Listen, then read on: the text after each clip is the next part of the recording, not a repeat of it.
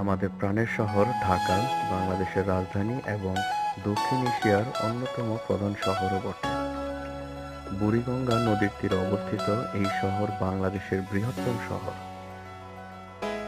জনসংখ্যার দিক দিয়ে বিশ্বের জনবহুল শহরগুলোর মধ্যে এটি অন্যতম।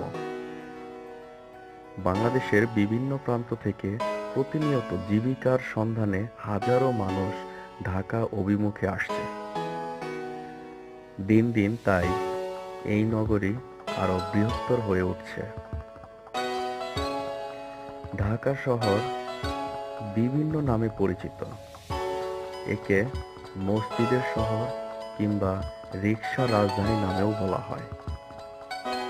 এই শহরে প্রতিনিয়ত ৪ লাখ থেকে ৪,৫০,০০০ সাইকেল রিকশা চলাচল করে। এই ব্যস্ততম শহরের নদ্দা ও নতুন বাজারের সন্ধ্যার ব্যস্ততার কিছু চিত্র এখানে তুলে ধরা হলো।